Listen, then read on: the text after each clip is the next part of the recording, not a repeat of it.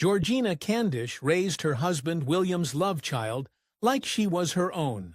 But when Georgiana got pregnant after having an affair, William gave her a twisted ultimatum. Famous for her iconic hairstyles, lavish soirees, and political activism, Georgiana Cavendish was the toast of the town. But the high society beauty faced personal challenges in her marriage, along with rumors of affairs, and struggled with a gambling problem. Like her tragic descendant, Princess Diana, the Duchess of Devonshire led both a charmed and a challenging life. Georgina Spencer was called Dear Little G by her family. As a young girl, she knew nothing but comfort and love. Her family was wealthy, and her parents enjoyed a very happy marriage. As the first daughter of an important family, Georgina was a serious catch. The heiress's beauty also brought her bonus points on the marriage market. With her long auburn hair, fair skin, and almond-shaped eyes, it's not surprising she had her choice of suitors. When Georgina was still a teenager, William Cavendish, the 5th Duke of Devonshire, came to call on her. While the Duke's wealth and status certainly appealed to her family, Georgina found herself drawn to him for emotional reasons. Sadly, that choice would only bring her heartache. The Duke reminded Georgina of her father. Like Viscount Spencer, he was shy and reserved. But while the Viscount was shy and kind, the same could not be said of the Duke. He could not be described as kind, especially toward his future wife, and he would break young Georgina's heart. After dancing with her new suitor at various balls, Georgina quickly became enamored with the idea of marrying the Duke. Seeing her daughter so giddy, Georgina's parents felt their daughter was about to get the best of both worlds. Not only had their daughter caught the eye of England's most eligible bachelor, but the young couple actually seemed fond of each other as well. Tragically, they were so wrong. The Duke proposed, but for all the wrong reasons. He wanted Georgina for her social position and her youth. He believed that even if he didn't care for her now, she was young enough for him to mold her into his ideal wife. After the couple married, everything changed, and not for the better. First, the Duke abandoned his new bride to go out partying just 3 days after their wedding. Then, when the couple was scheduled to be presented to the Queen, he arrived 4 hours late. Not exactly a great start to this high society marriage. Georgina wrote desperate letters to her mother, begging for advice about how to interest her husband. But her husband would rather go hunting or gamble all night with his friends than spend time with his wife. Only a few months earlier, Georgina was the most eligible woman in England. Now her own husband barely looked at her. Though he didn't notice her, everyone else certainly did. The Duchess became England's first it girl. She sparked outrageous fashion trends, like her 3-foot-high hairstyles adorned with enormous ostrich feathers. Society women tripped over themselves to imitate Georgina, even sitting on the floor of carriages to accommodate their extraordinarily high hairs. The Duchess even made some shocking fashion choices. At a time when noble women were expected to wear heavy gowns and tightly fitted corsets, Georgina took inspiration from her friend, Queen Marie Antoinette, and chose something far simpler. She stepped out in the chemise alerin, or the Queen's dress, a flowing, lightweight gown that was both comfortable and daring for the era. The gown was considered delicate and informal. It was a bold statement, a break from tradition, and one that sparked plenty of commentary among England's elite. But Georgina wasn't just a pretty face with a daring sense of fashion. She was an avid reader and writer. She wrote poetry and published scandalous novels. After marrying the Duke, Georgina was constantly out on the town shopping, going to plays and parties. But the Duchess didn't have to go out to party. Her wildest nights were spent at home, where she partied and gambled all night long. According to her friends, the Duchess would sometimes party for days, only to then withdraw completely, avoiding visitors and staying home. Her mood would fluctuate, quiet and withdrawn in the mornings, and then often gambling late into the night. She also struggled with substance use and neglected to take care of herself during these times. Historians believe that the Duke's distaste for Georgiana can be chalked up to three factors. First, he was naturally cold and unresponsive. Second, he and Georgiana were very different and had different interests, but the last reason was perhaps the most shocking explanation. The Duke was having a romance with Charlotte Spencer, a hatmaker with no relation to Georgiana's family, despite the weird coincidence of their identical last names. It seemed that with Charlotte, the Duke was interested and even passionate. Eventually, the couple had a daughter together named Charlotte Williams. In letters to her mother, Georgiana tried to hide her misery with the Duke, but behind closed doors, her life was falling apart. Georgiana's out-of-control lifestyle had terrible consequences. The young Duchess suffered multiple miscarriages. This angered her husband and made her already tense marriage even more unbearable. As the wife of a nobleman, she was expected to bear an heir, and it seemed that Georgiana couldn't fulfill her duty. In April 1776, a heavily pregnant Georgiana reached a breaking point. Her gambling had gotten out of control, and she was in severe debt. But she felt too terrified to tell her husband and ask for the funds she so desperately needed. Georgiana's plan was to wait until she gave birth, and while the Duke basked in the glow of his newborn son, reveal her predicament. Unfortunately, everything went terribly wrong. Georgiana went into labor early, and heartbreakingly the baby did not make it. Paralyzed by indecision and grief, the Duchess felt completely stuck, leading a friend to intervene and ask her parents to bail her out. They were furious, but they agreed. However, they had a terrible demand. Georgiana had to come clean to the Duke.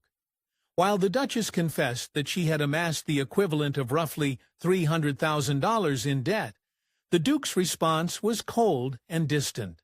Without saying much, he left the room and quietly arranged for the money to be sent to her family. He offered no comfort, no conversation. He barely even acknowledged her distress. It was a defining moment for Georgiana. It was now clear that her marriage was never going to work. Several years into their marriage, the Duke and Duchess still had no heir. Then, seemingly out of nowhere, the Duke shared a secret with Georgiana. He had a daughter from a previous relationship. With little ceremony, he asked Georgiana to prepare a room for his daughter, Charlotte, who would be coming to live with them. The Duke had decided to bring her to their home. It was perhaps one of the rare times he showed a sense of responsibility, but Georgiana was left to deal with raising someone else's child. While visiting the city of Bath in 1782, Georgiana met a woman who would bring her both great joy and heartbreak. Lady Elizabeth Bess Foster was living through a very difficult chapter in her life as well. After separating from her husband, she was unable to retain custody of her own children. The two women formed an immediate and powerful bond brought together by their shared struggles. They quickly became the best of friends. Georgiana, known for her passionate nature and vivid imagination, was deeply moved by Bess's story. The Duchess, ever generous and kind, didn't just invite her new friend for a visit. She welcomed her into her home to live alongside her and the Duke. It was an act of kindness, and it would have devastating consequences. Not long after Bess moved in, tensions within the household escalated. A close relationship began to form between Lady Elizabeth Foster and the Duke, and it soon became romantic. The situation grew increasingly complicated. Historians still debate Bess's intentions. Was she simply a woman seeking stability during a vulnerable time? Or had she seen an opportunity in Georgiana's kindness? Georgiana was not blind to the situation that had developed. She soon realized what was happening between her husband and her close friend. And yet, she allowed the unusual arrangement to continue. Isolated within her marriage and yearning for connection, Georgiana couldn't bear to lose the emotional support Bess provided, even under such painful circumstances. In time, the town whispered about their unorthodox household, but Georgiana quietly endured this humiliation. Some historians have also suggested that Georgiana's bond with her lifetime friend, Elizabeth Foster, may have gone deeper than friendship. Based on the heartfelt tone in many of her letters to Bess, some scholars believe Georgiana may have had romantic feelings for her. While nothing can be confirmed for certain, these theories suggest that part of the reason Georgiana clung to Bess so tightly was that she may have been in love with her friend. There's another detail that possibly confirms this theory. Bess may not have been the first woman to capture Georgiana's heart. In 1777, the Duchess developed a strong connection with Mary Graham, another celebrated beauty of the time to whom Georgiana wrote several deeply affectionate letters. In 1783, Georgiana experienced one of the happiest moments of her life, the birth of her first child. She named her daughter Lady Georgiana, affectionately known as Little G, and proudly chose to nurse her baby herself, an unusual decision among aristocrats at the time. 2 years later, her second daughter, Harriet, nicknamed Harry, joined the family, and at long last, in 1790, Georgiana gave birth to a son, William George Spencer Cavendish. The long-awaited arrival of a male heir brought an enormous sense of relief and fulfillment to the family. In Georgiana's time, things got a lot easier for a noblewoman once she gave birth to a legitimate heir. First and foremost, it meant she no longer had to endure the risks that came with repeated childbirth, but it also meant a bit more personal freedom. It became more acceptable, though certainly only in private, for a duchess to enjoy herself a little, and maybe even share a romantic moment with someone other than her cold and distant husband. Soon, Georgiana met Charles Grey, a rising star in the Whig political party. It's hard to say exactly when Georgiana and Grey's romantic relationship began, but we know for certain that by 1791 it had become serious. That year, Georgiana became pregnant, and the child wasn't her husband's.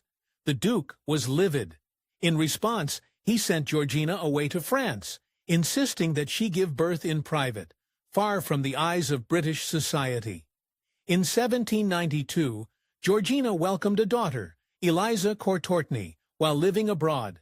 While the birth happened without complications, the emotional toll was terrible. Despite the fact that Georgiana had lovingly embraced and raised the Duke's daughter from a previous relationship and treated her as part of her own family, he wasn't willing to offer the same understanding. Instead, he issued a chilling ultimatum. He told Georgiana that unless she handed over baby Eliza to be raised by Charles Gay's family, he would file for divorce and ensure she'd never see their children ever again. Faced with an impossible decision, Georgiana let Eliza go. The two would have only very limited contact throughout their lives. From Eliza's point of view, the arrangement seemed completely normal. She believed Georgiana was a kind family friend or distant relative, someone like a loving aunt. And as for Charles Grey, Eliza grew up thinking he was her much older brother. When the Duke banished Georgiana to France, he not only made her give up her daughter, she also had to say goodbye to the only man she had ever loved. When writing about the end of her relationship with Charles Grey, Georgiana said that I have in leaving him forever left my heart and soul. After Georgiana gave birth to Eliza and broke off her relationship with Grey, the Duke still wasn't satisfied. He demanded that his wife stay abroad in Europe, effectively banishing her to a permanent European vacation. But clearly, the whole experience influenced Georgiana to change her life. When the Duchess finally returned to England in 1793, she gave up her hard partying ways and turned to more respectable pursuits.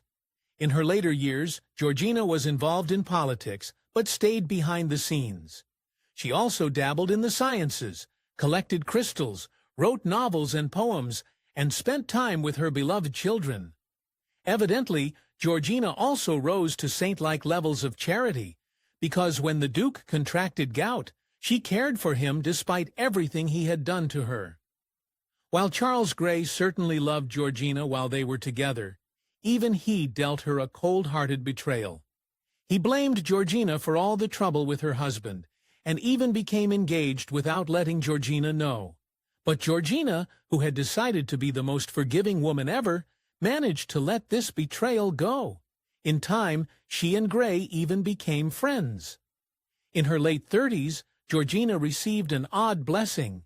After an eye infection left the Duchess half-blind and plagued by facial scars, her reputation as a great beauty seemed to be over. But instead of bemoaning her looks, Georgina felt liberated. After all, it was kind of cathartic to no longer have to live up to all those expectations. For all the progress Georgina made in society and in her personal growth, she still had one major vice she just couldn't quite shake: gambling. Even into her 40s, she was still struggling with it. Once even reaching out to her mother for financial help when things got out of hand. It was something Georgina felt deeply ashamed of. But soon, that battle would be overshadowed by something much more serious. What no one knew at the time was that the Duchess was quietly battling a serious illness. On March 30th, 1806, Georgina, Duchess of Devonshire, died suddenly of an abscess on her liver. She was 48 years old. While it made sense that her children would be devastated and mourned their mother's passing, someone else's response was surprising. After a mostly miserable marriage, the Duke seemed genuinely sad to lose the wife he had so mistreated and ignored. After Georgina passed away, her daughter Eliza learned who her real parents were. When she did, her response was incredibly touching. She honored the woman she'd always known as kind and caring by naming her own daughter Georgina, a quiet and powerful tribute to the mother she never really got to know. Georgina's life has some striking parallels with that of her great-great-great-grandniece, Princess Diana. Both women married older men whose hearts seemed to be elsewhere, and while they were adored by the public, they often felt isolated in their marriages. They also faced harsh treatment from the aristocracy and struggled under the weight of high society's expectations. Thanks for watching History Expose. If you love uncovering the best stories in history, hit like and subscribe to keep exploring with us. Don't forget to visit our main page, FactNate, for more incredible facts about everything.